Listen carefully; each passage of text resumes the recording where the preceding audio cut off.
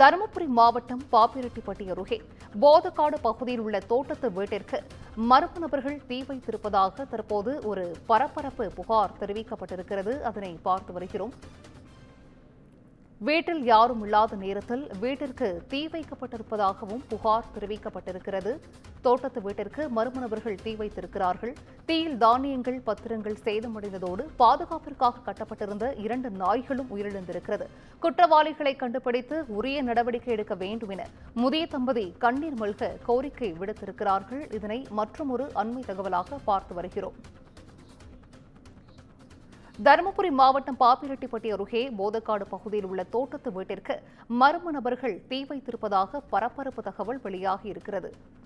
கூடுதல் விவரங்களை செய்தியாளர் கிருஷ்ணன் வழங்கிட கேட்கலாம். கிருஷ்ணன், வணக்கம். இது குறித்தான முழு விவரங்கள். வணக்கம். பாப்பிரெட்டிப்பட்டி அருகே தோட்டத்தில் உள்ள குடியிருப்பு வீட்டிற்கு தீ வைத்த மர்ம நபர்களால் பரபரப்பு ஏற்பட்டுள்ளது. இந்த மர்ம நபர்களை கண்டுபிடித்து சட்ட தண்டனை வழங்க கோரி விவசாய பெண் கண்ணீருடன் கோரிக்கை வைத்துள்ளார். தருமபுரி மாவட்டம் பாப்பிரெட்டிப்பட்டி அருகே உள்ள பயர்நத்தம் ஊராட்சிக்கு உட்பட்ட போதகாடு செல்லும் வழியில் வயதான தம்பதிகளான ராஜேந்திரன், அவருடைய மனைவி சாந்தா ஆகியோர் தங்களது 2 ஏக்கர் நிலப்பரப்பில் விவசாயம் செய்து கொண்டு கறவை மாடுகளை வைத்து பிழைப்பு நடத்தி வருகிறார். இந்த நிலையில் தங்களது விவசாய நிலத்தினை அளவீடு செய்வதற்காக அசல் நிலப்பத்திரங்களை வீட்டில் வைத்துள்ளனர். நேற்று சாந்தா வேலைகளை முடித்துவிட்டு பால் எடுத்து சென்ற சமயத்தில் மர்ம நபர்கள் வீட்டிற்கு தீ வைத்துள்ளனர். இந்த தீயின் விளைவால் அசல் நிலப்பத்திரங்களும் அறுவடை செய்த தானியங்களும் மலமளவென பரவிய தீயினால் கருகி நாசமானது. பாதுகாப்பிற்காக கட்டியிருந்த 2 நாய்களும் பரிதாபமாக தீயில் கருகி உயிரிழந்துள்ளன.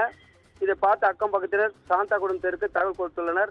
சம்பவ இடத்திற்கு விரைந்து சென்று பார்த்தபோது வீடு முழுவதும் எரிந்ததை கண்டு அதிர்ச்சி அடைந்தனர். உடனடியாக பாப்பிரெட்டிப்பட்டி தீயணைப்பு துறையினருக்கு தகவல் கொடுக்கப்பட்டு தீயணைப்பு துறையினர் சம்பவ இடத்திற்கு வந்து தீ அணைத்துள்ளனர்.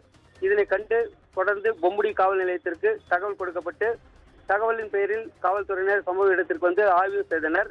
ஆய்வின் அடிப்படையில் வழக்கு பதிவு செய்து தீவிர விசாரணை செய்து வருகின்றனர். சிந்துஜா, விவரங்களை வழங்கியமைக்கு நன்றி கிருஷ்ணன்.